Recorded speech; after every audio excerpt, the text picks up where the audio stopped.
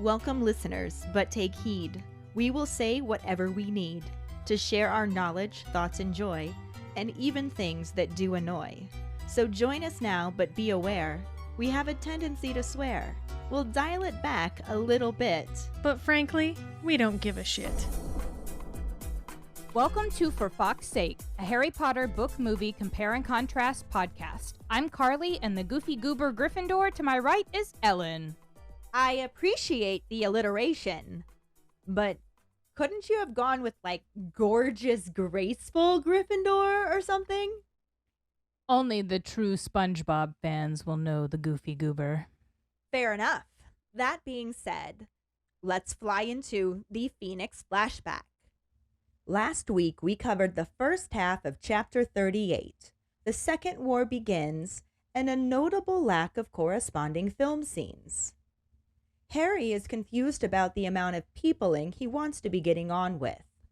Umbridge is a disheveled mess, leaving us to wonder what really happened to her in the forest.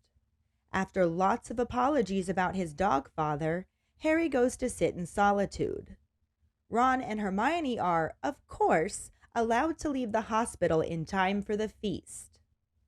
Umbridge's stealthy retreat from the castle takes a Peevesy turn. McGonagall is never more relatable than when she says she wishes she could chase after Pepto-Bismol. And finally, Harry has a realization about ghosts and is disappointed to find out Nick knows nothing about death. During episode 189, Young Adults or Old Children? Our Potter pondering was, what do you think happened to Professor Umbridge when she was taken by the centaurs? And we are putting a trigger warning here in general, just in case. Hey guys, it's Jackson with my Potter pondering for this week. What do I think happened to Umbridge in the forest with the centaurs? Look, I don't think that the author was trying to imply anything like that. You know, what centaurs are known for in folklore. I honestly think that they just really scared the absolute shit out of her. And I don't know, they could have done in a lot of ways, but I don't know, something that you girls said at the last episode just made me picture that maybe they tied her to a tree or something and did a little target practice, you know, around her head. You know, maybe a whole ring of arrows around her ears and her head. No, I just think they scared the crap out of her. I don't think they did anything that centaurs are known to do in stories and such. I don't think the author would have gone that far. I mean, we do know that she's said and done some fucked up shit, but I don't think that they would have gone that far. Hi, this is Jessica calling in my Potter pondering for this week about what I think happened to Umbridge.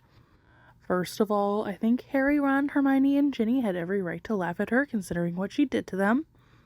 I do kind of feel bad for her in a general sense that no one, no matter how awful, deserves to be tortured and dragged through the woods.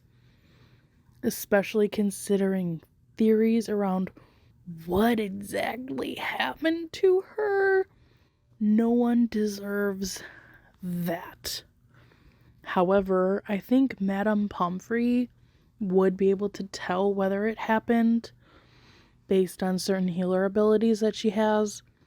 And I'm sure that she did give her the no dream, no nightmare potion, because at minimum, being stolen away by centaurs is still traumatic, whether they just tied her to a tree as a ritual sacrifice to the giant spiders, or if they did actually do something a lot worse. But honestly, I think they just tried to scare her and teach her a lesson, and obviously they were successful in that. Michaela wrote, as the old saying goes, what goes around comes around. They probably frightened her and kept firing arrows near her until she finally agreed to leave Hogwarts for good. Thank you so much for your responses. Our trivia question last week was, who is the Order member that initially speaks to the Dursleys about their treatment of Harry? Mr. Weasley pleasantly greets Vernon first, since they had met previously. Congratulations goes to Jessica Wallace. Yay! I actually completely forgot to post the episode to Facebook for Podbean since it's still not working, but she went and answered it over on Podbean, so she gets to win for that. That was some nice proactive effort there. This is her first time ever winning, so awesome job. Congratulations. Do you think she'll be able to do it again? You never know. For now, let's dive into the second half of Chapter 38, The Second War Begins, and some basic corresponding film scenes. Chapter 38, The Second War Begins, Part 2. Harry begins to slowly and miserably walk back through the empty castle, wondering if he will ever be happy again when he sees Luna fastening a note to a board on the wall. There's no place to hide, and he doesn't have the energy to anyway, so when she spots him and says hello, he asks why she isn't at the feast. She explains that she's lost most of her possessions, since people take them and hide them, and as it is the last night, she really needs them back, so she's putting up signs. She gestures to the board where she posted a sign listing her missing belongings and a plea for their return. This brings an unfamiliar feeling in Harry, so different from the anger and grief that had been consuming him, and he realizes that he feels sorry for Luna. He asks her why people hide her stuff, and she figures it's because they think she's a bit odd, mentioning that some of them call her Loony Lovegood. Harry's pity intensifies, and he offers to help her find her things, but Luna simply smiles and insists they will come back. They always do in the end. She had just hoped to pack tonight. She then asks Harry why he isn't at the feast. Harry shrugs and says he doesn't feel like it, and Luna seems to understand, telling him that Ginny told her the man the Death Eaters killed was his godfather. Harry nods and finds he doesn't mind talking with Luna about Sirius, because he knows that she can see the Thestrals too. He asks her who she knew that died, and Luna says that it was her mother, who was an extraordinary witch. She liked to experiment, and when Luna was 9, one of her mother's spells went badly wrong. Harry mumbles an apology, and Luna agrees that it was rather horrible and still makes her feel sad sometimes, but she's got Dad, and it's not like she'll never see her mum again. Harry questions this, and Luna reminds him about the voices behind the veil, saying they were just lurking out of sight, but they heard them. Harry isn't quite sure what to think, since Luna believes in so many strange things, but he is sure he heard those voices too. He again offers to help her find her stuff, but she declines, saying she thinks she'll just go get some pudding and wait for it to all turn up, since it always does in the end. She wishes him a nice holiday, which he returns, then walks away, leaving Harry feeling like the weight in his stomach has lessened slightly. The journey home on the Hogwarts Express is eventful in several ways. Malfoy, Crabbe, and Goyle take the first opportunity they can to ambush Harry when he's on his way back from the toilet on the train. Unfortunately for them, they chose to attack him in front of a compartment full of DA members.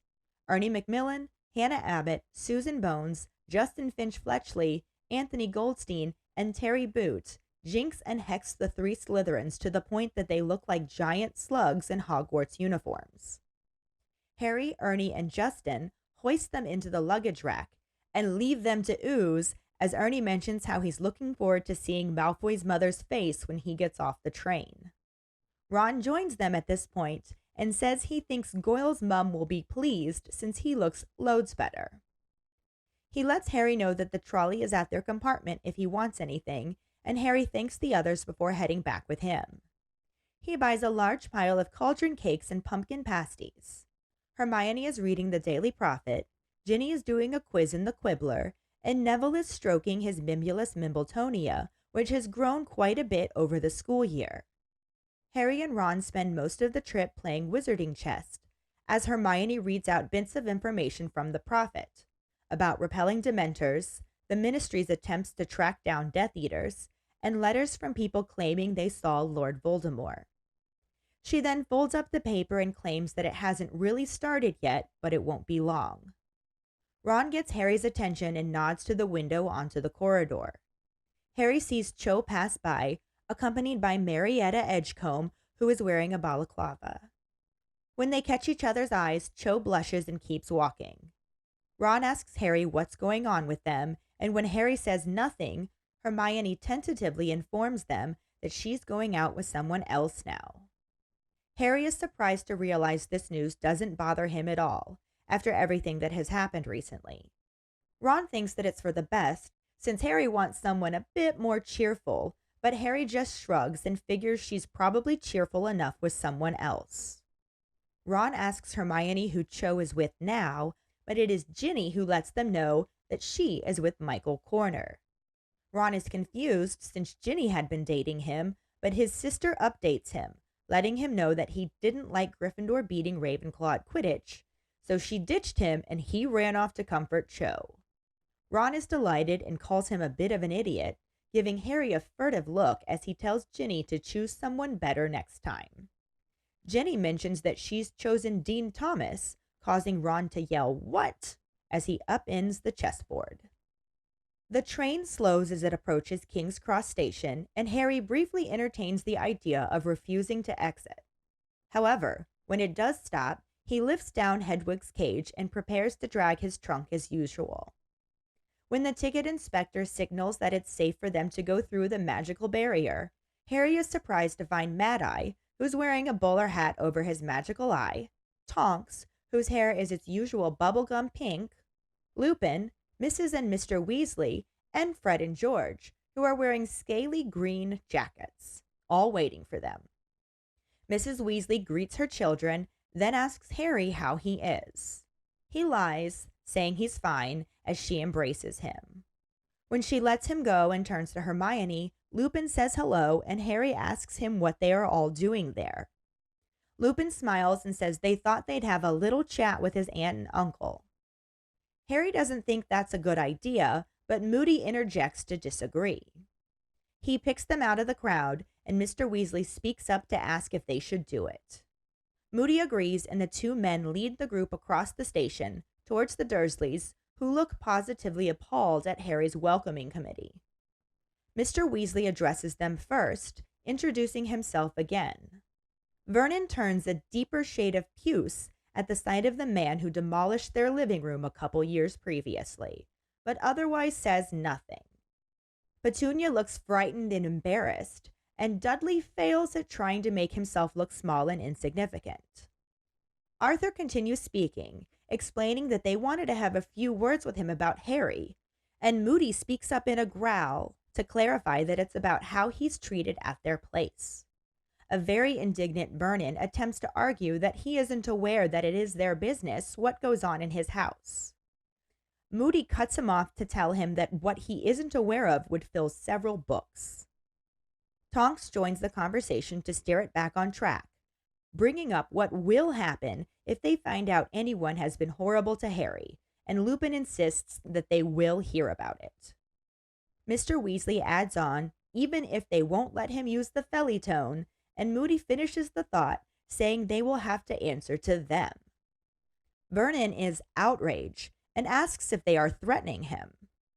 Moody is pleased that he picked up on this so quickly and confirms that they are. Vernon asks if he looks like the type that can be intimidated. Moody lifts his bowler hat to reveal his magical eye, and when Vernon jumps backward in horror, he responds that he does look like that type. He then turns to Harry and tells him to give them a shout if he needs anything, and that if they don't hear from him for 3 days in a row, they will send someone along. They all say bye to Harry, tell him to keep in touch, and Mrs. Weasley promises that they will have him out of there as soon as they can, as she gives him another hug. Ron and Hermione tell him that they will see him soon, and Harry nods, unable to find the words for what this means, for them to be there on his side. Instead, he smiles and waves a farewell before turning and leading the way out of the station, with his aunt, uncle, and cousin hurrying along behind him. The movie section starts out with an aerial view of the moving staircase before shifting to focus on the portraits, returned to their original positions on the stone walls. Harry makes his way down the stairs and catches Filch's eye. It then cuts to Harry walking up a corridor, where Luna is hanging flyers in the hallway. He asks her why she isn't at the end of the year feast. She responds that she's missing some items and that apparently people have been hiding her things. Harry says that that's awful, but Luna assures him that it's all in good fun, but as it's the last night, she does need them back. Harry asks if she wants help, and she shakes her head and says, "I'm sorry about your godfather, Harry."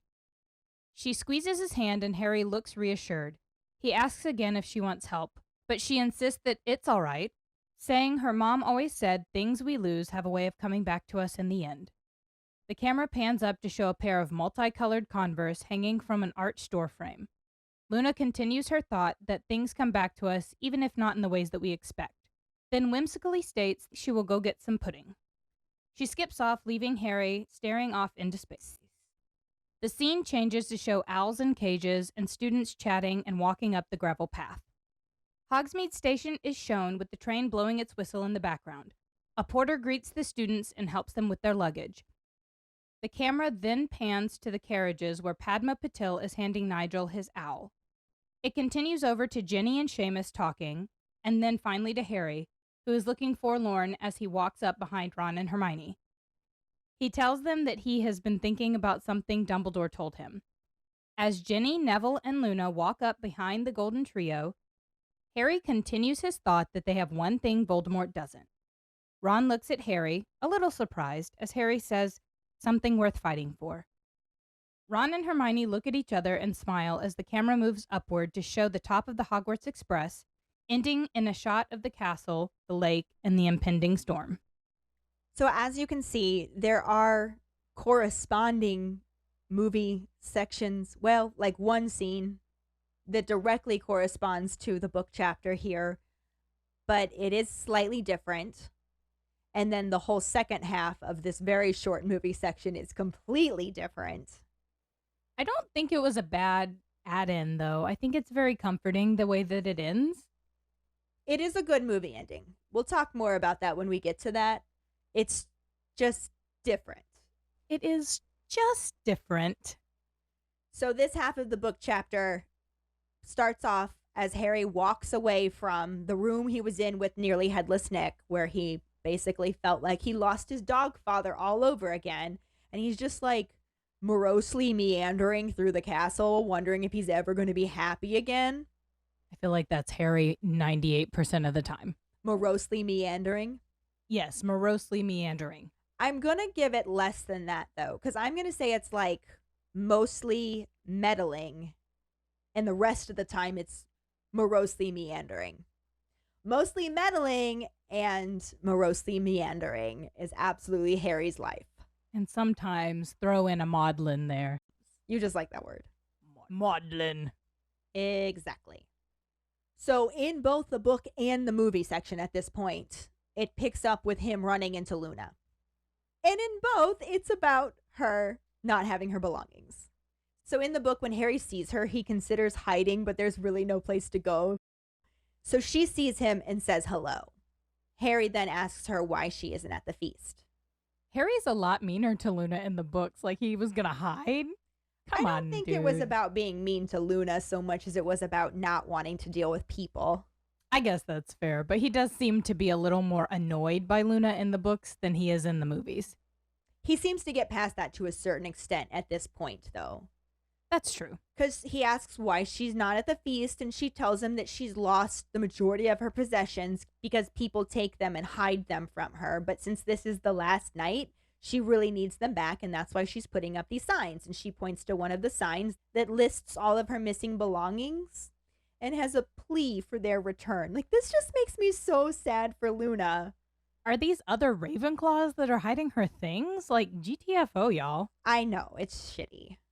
I think Harry feels similar to how we do because this brings on an emotion in him that's very unfamiliar at this point because all he's felt lately is anger and grief.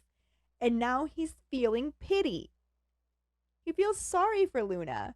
He wants to know why people hide her stuff, and she says that she thinks it's because she's a bit odd, and even mentions that some people call her Loony Lovegood, which just makes me even more annoyed that they had Hermione call her that in the movie. They had Hermione introduce her as Luna Lovegood. That's just like showing women against women. Come on, y'all. Get out. I hate that. Anyway, this pity intensifies, and he says that he'll help her find her things, but Luna's just like, no, they'll come back. They always do in the end. She had just hoped she could get her packing done tonight. So this actually kind of happens in the movie, like you said. We start off by seeing all the lovely portraits back. Filch kind of makes an angry face at Harry when he moves down the stairs, like, my guy, it's fine. It's like you lost the war. Figure it out. You're fine. He is just kind of an angry guy, though. But then Harry walks down the hall and he sees Luna, and he asks her what she's doing. She responds that some of her items have gone missing, and apparently other students have been hiding them, and this is my brain being like, what? Why are you doing that? That's so mean. Also, ding. That is a ding. But this drives me nuts. I put lots of question marks here because I was like, students hiding your stuff? Like your peers are hiding your things? Y'all are mean. Like, Dumbledore literally says thievery is not tolerated at Hogwarts. Yeah. But nobody ever said that kids are nice. Kids are kind of assholes. But Harry's a generous kid, and he offers to help her find them. She sweetly declines and then apologizes for Harry's loss. And I'm very curious because I know that Harry does not explain who Sirius is before they left. We had this conversation like 2 episodes ago. Yeah, like we said, I think that Ginny must have told her. I think so. I love my Jenny Luna crossover. They're besties and maybe a little more. And maybe a little bit more. Definitely could be some experimenting there. Everybody experiments at Hogwarts. Motto. And then the nicest thing that I think happens in the entire movie series is when she quotes her mom, and she says that things have a way of coming back to us in the end, even if not in a way that we choose. Which is a ding. Which is a ding. But then we see the shoes of every outcast ever, Converse, hanging from the archway, but hers are very specifically Luna. Oh, they're so Luna. I'd wear them, though. They're plaid and fun, and it's just very, you can tell. Those are definitely what she had lost. At least she found one thing. And then, like we said, this is pretty much a ding. However, the book gives us more details, naturally. Because after that general conversation happens very similarly, the book takes it a bit further, and Luna specifically asks Harry why he isn't at the feast. In the movie, she already seemed to know. Sorry about your godfather. In the book, why aren't you there? Harry just says that he doesn't feel like it. And Luna seems to understand, telling him that Ginny told her the man the Death Eaters killed was his godfather. So that definitely happened in the book. And I think it makes sense that it could have happened in the movie as well, even if we didn't get to see it or hear about it. Harry realizes in this moment that he doesn't mind talking about Sirius with Luna because he knows that she can see Thestrals too and has experienced loss. And I think that gives them that kindred spirit. She gets it. That barrier that he feels between him and the rest of the world does not exist between him and Luna as much. He even feels comfortable enough asking her who she knew that died. And then this is when we learn that it was her mother.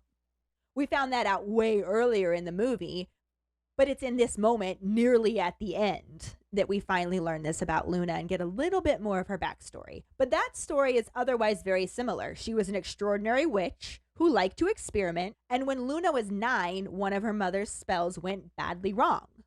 Ding! Almost word for word for how they had it in the movie just a lot earlier. Harry says that he's sorry, and Luna agrees that it was rather horrible and still makes her feel sad sometimes, but she's got Dad, which, again, they said that in the movie. What they didn't say was this next line. It's not like she'll never see her mom again. My heart. We did not get this in the movie at all, and I wish that we had. They could have just given a little bit more because it answered a couple more things, and it actually makes Harry feel better because he's like, what do you mean you'll see her again? And Luna reminds him about the voices that they heard behind the veil. I think that Luna in this moment, she is very Luna.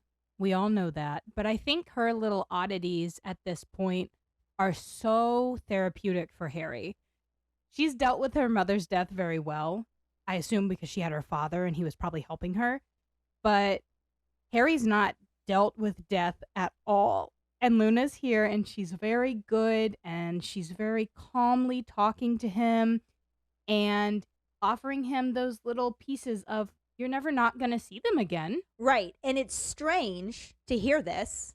He's not quite sure what to think because she believes in a lot of really strange things that may not, or may be, you never know, but may or may not be true or accurate. But he also knows that he heard those voices too. So if nothing else, this is giving him something to think about that's not just loss. And it's giving him hope. He offers again to help her find her stuff, but apparently she gave herself her own hope, or I don't know, but in the end she's just like, nah, I'm just going to give up for now. It'll all turn up. It always does in the end, which is reminiscent of how they did it in the movie, but not quite the same. A remedy-ding. Yes. She wishes him a nice holiday, which he says back, and then she walks away, and Harry actually does feel a little bit better. The weight in his stomach lessened. That's called anxiety, boo. That's called less anxiety, boo. That's true. The only thing that we did get out of this conversation is the thing about things turning up in the end. It's kind of similar. Instead, the scene transitions to Hogsmeade Station where all the students are leaving and they're grabbing all their stuff off of the carts and their animals. You see Nigel get his bird as Pavarti hands it to him, which I think is a really cute just moment between two Gryffindors. Yeah. And then we get the nice maudlin Harry, because I'm going to use my word again. We get maudlin Harry, but he comes up behind the other two members of the Golden Trio, and he says that they have something that Voldemort did. The Bronze Trio appears behind him, and Hermione questions Harry. He says that they have something worth fighting for, and then we're all left feeling fuzzy, albeit nervous for what lies ahead, as it transitions to show the castle and plays the sad/happy music. It really is a good ending for a movie. Honestly, it probably could have been written well as a good ending for a book. It is just very different from the way that it did end in the book. It is true. They never show the train journey home in the movies, which is disappointing to me. And this is all about the journey home. That's what we got. We got the journey home and then the arrival at King's Cross Station. And that's where every single book basically ends. Yeah. Him going back to the Dursleys, which is how it should end in the movies too. But, you know, they always have to end with a nice big shot of the castle to make you feel fuzzy and sad. They also usually end on a really good conclusion quote. Like, we have something worth fighting for. And the book does that in its own way. It just takes place at King's Cross. But like I said, we get to see the journey home. It is actually pretty eventful for multiple reasons. The first one being that Nazi von Douchebag II and his cronies, Crabbe and Goyle, decide to take the first opportunity where they aren't being properly supervised to ambush Harry. However, not being from Ravenclaw themselves, they chose the moment that Harry is coming back from the toilet on the train, and they took up position right outside of the compartment that was full of DA members. So you've got Ernie Macmillan, Hannah, Susan, Justin Finch-Fletchley, Anthony Goldstein, and Terry Boots pop out from their compartment and just jinx and hex the shit out of these three Slytherins. Also, half of these people in this cart are Ravenclaws and the other half are Hufflepuff. Maybe y'all don't need to fuck around. Oh no, they totally fucked around and found. To the point that they all ended up looking like giant slugs stuffed in Hogwarts uniforms. And I am definitely a little bitter that this was not an image we got to see come to life. I also love their solution to what to do with these giant slugs wearing Hogwarts uniforms. Harry, Ernie, and Justin all just lift them up and shove them into the luggage rack and leave them there to ooze. Yuck. All while Ernie says that he's really looking forward to seeing the look on Nazi von Duchette's face. That could work. I just made that one up. We've never really discussed that before. The Duchess of Douchebag. Just something. Nazi von Douchette. I don't know. But he wants to see the look on her face when Malfoy gets off the train. And at this point, Ron finds them, and he takes one look at them and says that Goyle's mom will be pleased since he looks loads better. Burn. That's not really nice because the guy that played Goyle is actually pretty attractive. Yeah, and he only got more so as he got older. Correct. He had a nice glow up there. Mm-hmm. Not quite Nevilling. Do we call it Nevilling, or do we call it Longbottoming, or do we call it Matthewing, or do we call it... I don't know. I just like the idea of saying he Nevilled up. I'm here for Nevilled up, yeah. Because Neville does have a glow up in the book, too. He does. Ron also lets Harry know that the food trolley's at their compartment, so if he wants anything, he's got to get back there now. And Harry thanks the others for saving him and then goes back with Ron, where he buys a very large pile of cauldron cakes and pumpkin pasties. Do they serve real food on this cart? Because, y'all. No, it is absolutely let's sugar the shit up out of these kids and then send them back with their parents, and I'm here for it. Stop being grandparents. In the compartment, Hermione is reading another copy of the Daily Prophet. Ginny's doing a quiz in the Quibbler, which I love that she started reading the Quibbler. What boy do you fancy? And Neville is stroking his Mimulus Mimbletonia, which has gotten bigger throughout the school year. I feel like that's a euphemism. Awkward. So his Mimulus Mimbletonia Nevilled up too. Woo!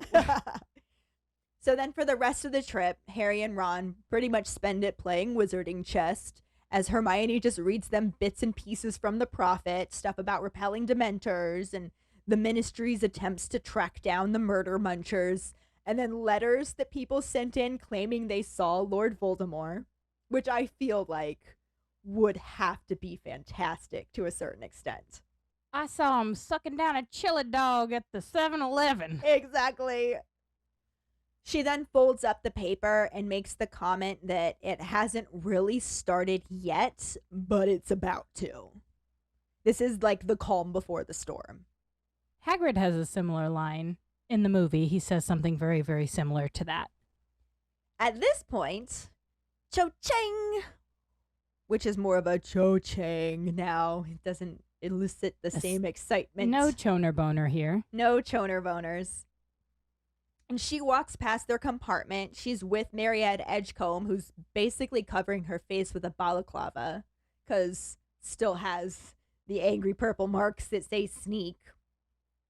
But Ron points her out to Harry, and they catch each other's eye, and Cho blushes and hurries off. And Ron wants to know what's going on with them. When Harry says nothing, Hermione's just like, I heard that she's going out with someone new now.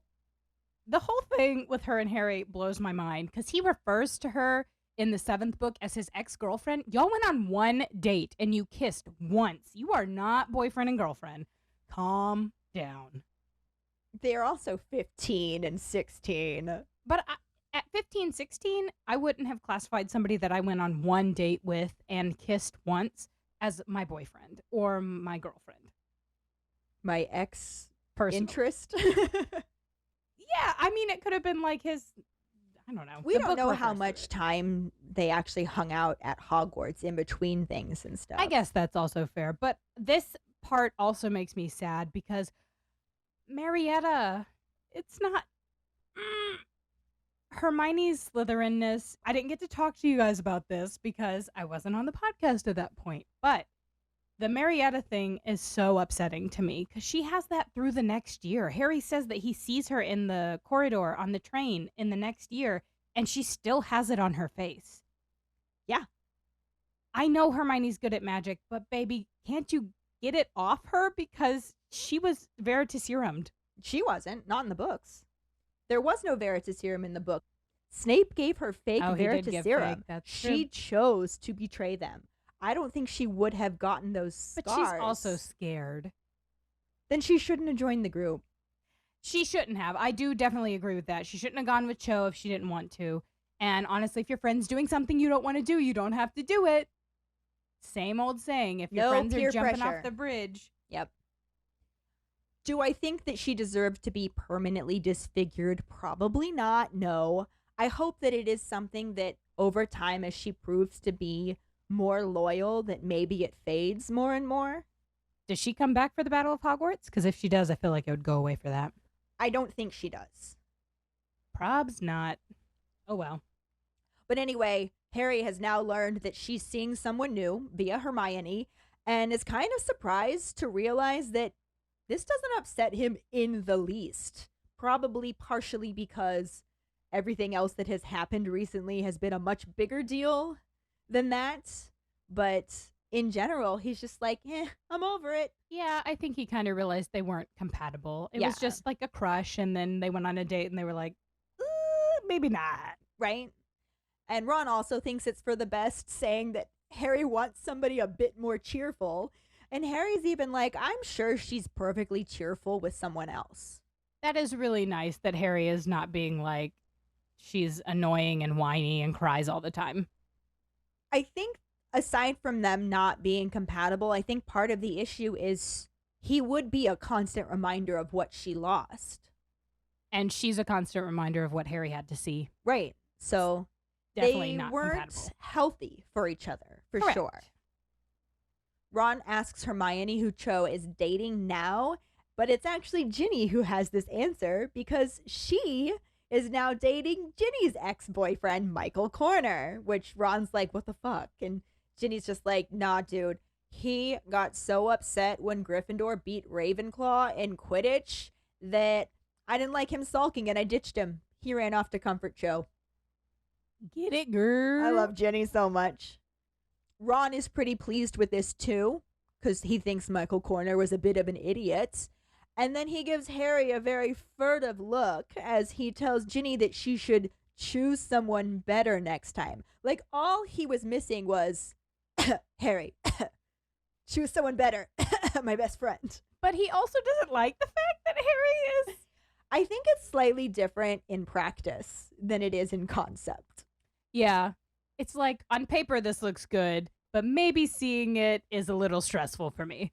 There is also definitely some jealousy arising, I'm sure. Well, that'll go away after he's snogged to death next year. I can't wait to talk about that. So, chose Michael Corner? Apparently. And Ginny chose Dean Thomas, which, Good choice, Boo. Good choice. not in Ron's mind. He literally, I imagine he jumps up and yells, what? Because it causes the entire chessboard to flip over. And I don't know if those player pieces remember where they were in a game or if that was just end of that game. Then the train starts to slow down because it's getting closer to King's Cross Station. And Harry has this thought where he's just like, what if I just stay here? What if I just absolutely refuse to get off of the train and I just live here until it goes back to Hogwarts on September 1st? But then when it does actually stop, he stands up and gets Hedwig's cage and grabs his trunk so he can drag it out as usual.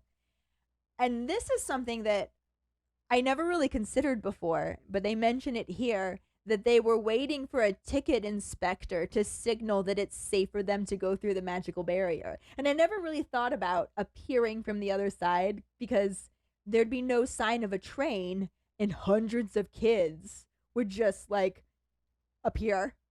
Well, I also think about if they run through and there's no check, they might just run out and like topple onto somebody. Right. Like, What if smack somebody into leaves somebody. something in front of it or there are people standing there or something? Like, maybe it has its own muggle repelling thing so they don't stand too close to it or something. That would be a very good idea. But anyway, they go through the barrier and are surprised to be greeted by Mad-Eye Moody, who's wearing a bowler hat at an angle so it covers his electric blue magical eye. We also have Tonks, whose hair is its usual shade of bubblegum pink. Lupin, who just looks like Remus. Mr. and Mrs. Weasley, who I'm sure also look normal. And Fred and George, who are described as wearing these green, scaly jackets. Their fashion is so wonderfully described in this whole series. Every I time they're know. wearing something, it's so fun. Ron does ask them what they're wearing, and we learn that it is dragon skin jackets, so Oh. that's fun. Poor dragons. I feel like that'd be good armor too, though. In D&D, dragon scale armor is really good. Right? Anyway, Mrs. Weasley greets all of her children and gives Harry a hug and asks how he is. Naturally, he's in the lie mode and he says he's fine. She's giving him a hug. And this is when he sees Ron asking the twins about their jackets over her shoulder. Then when she lets him go and turns to Hermione to greet her, Lupin takes over saying hi to Harry. And Harry's like, "What are you all doing here?" Harry's a little dim sometimes. Not a Ravenclaw. But Remus just smiles and says that they're there so they can have a little chat with his aunt and uncle about how they treat him. And Harry's like, "I don't know that that's a good idea." But Moody's like, "Oh no, it's a good idea. That'll be them over there, right?" And he points out to two people. I'm positive that he was able to pick them out based on the expressions on their face, because they are looking at Harry and his welcoming committee in absolute disgust, essentially. It's like, oh God, what is happening? Because that is an eclectic group of people right there. Mr. Weasley's like, "Yep, all right, should we do it?" And Moody agrees. So they lead the way. They lead the entire group of people across the station towards the Dursleys, who are like, "Fuck me. What is about to happen?" Petunia's looking around like, oh my God, we can't be seen with this lot. And Mr. Weasley addresses them first, introducing himself again since they'd already met. Which was our trivia question. Sure was. I love the fact that Mr. Weasley says, "You might remember me," because he literally destroyed Uncle Vernon's living room a few years back. But he also fixed He it. did. That's not something you're likely to forget, though. I'm thinking about this whole welcoming committee thing, and I'm thinking how many times Mrs. Weasley has wanted to do this. Oh, yeah. And it is very satisfying, which does make me sad that we didn't get to see it. Because you've got Vernon, who basically turns the deepest shade of puce that he possibly could. That's such a gross color. I don't know if it's a gross color, but it's definitely a gross word. Sounds like puke. It does. The color itself is like in the purple family. It's really not a bad color. I don't particularly enjoy puce, but I think it's because my grandma had like puce curtains and a puce couch, and it was very pukey. It is an awful word, though. Tis. Petunia, like I said, looks embarrassed. Definitely a little scared, too. And then you've got Dudley, who's trying and failing at making himself look small and insignificant because he's not. But Arthur just continues talking like none of that is going on, explaining that they wanted to have a few words with him about Harry. And Moody's just like, specifically how he's treated at your place, which makes Vernon say something sassy along the lines of, "I wasn't aware that it was any of your business what goes on in my house." While that may be semi-true, how you treat a child that is important to them in your house, that does affect them. What Moody actually says is, "What you aren't aware of would fill several books." And sassy Moody. But I feel like you could literally apply that to anybody. 90% of the people in this book, yes, you can give that to them. No, anybody in the entire world. There are bound to be several books full of things that I just don't know. Well, we'll start with the Library of Alexandria for one. Yes. But that's not really the point. The point is, the satchels of assholes are getting ganged up on, and it is beautiful because now we have Tonks joining in this conversation, mostly trying to steer it back on track of what will happen if anybody is horrible to Harry. And then there's a little bit of information in here about how Petunia literally has to close her eyes because she can't stand the sight of Tonks' pink hair. Well, that's the most conservative thing I've ever heard. Calm Right? down. And then Lupin speaks up to also say that they absolutely will find out about it. Because Tonks is just like, this is what's going to happen if we find out anyone has been horrible to Harry. And Lupin's just like, and we will find out. And then Mr. Weasley says, yeah, even if it's something simple like you won't let him use the Fellitone. He says it with such confidence, and I love it. And Hermione's just like, telephone. It's a telephone, Mr. Weasley. Telephone. Doesn't really say it out loud for anybody else to hear. Just can't not correct him. But Moody then finishes this whole line of thinking that they're on, saying they will have to answer to them, meaning all of these Aurors and members of the Order. The Bag of Assholes is pissed and wants to know if they're threatening him. And Moody's just like, yeah, that's exactly what we're doing. He's like thrilled that he picked up on it that fast. You might be a smart muggle. Right? What? Yeah, absolutely. Good. I'm so glad we can cut to the chase here. And Bag of Assholes wants to know if he looks like the type who can be intimidated. The answer is duh. Yeah, especially when Moody lifts his bowler hat off of his eye, his magical freaky looking eye, and causes him to jump backwards in absolute horror. He just says, yeah, I think you do look like that type. And then turns to Harry and says, give us a shout if you need anything. If we don't hear from you for 3 days in a row, we're going to send somebody along to check on you. And he doesn't really say that for Harry's benefit. That is 100% for the Satchel of Assholes. That should have been going on a long time ago, though. I think it took a while for them to really realize how bad it was. I mean, it's not up to the Order to take care of him, and maybe the Weasleys weren't 100%, but I think, honestly, in the second one, when they come and they say there were bars on Harry's window, if I was Mrs. Weasley, I would have stepped in and done that. If I don't hear from you 3 days in a row, we're going to have a problem. Yeah, I don't know if they had the manpower to handle that before, because it did get a little bit better. But now that they have the Order assembled, they can actually step in a little bit easier. Also, it did get a little bit better for Harry when they thought he had a dangerous murderer for a dog father. Shouldn't have to threaten somebody to get them to take care of a child. You shouldn't, but they are Satchels of Assholes. It'd be like that. Anyway, everyone says bye to Harry, says they'll keep in touch. Mrs. Weasley flat out says, we are going to get you out of there ASAP, gives him another hug. Mama Weasley, love her so much. And then Ron and Hermione say, we will see you soon, we promise. And Harry just nods because he doesn't have the words for this. But this isn't like a, I don't want to talk. This is like, I don't know how to describe how much this means to me to have all of you on my side. So he just smiles and waves and then turns and starts walking out of the station, not even saying a word to his aunt, uncle, and cousin. He just turns and walks out and they have to follow after him. And that is where the book ends. So it still has that same feel-good moment where Harry realizes just how many people he has on his side and knows that he's not going to have to put up with the Satchels of Assholes for a long time this summer.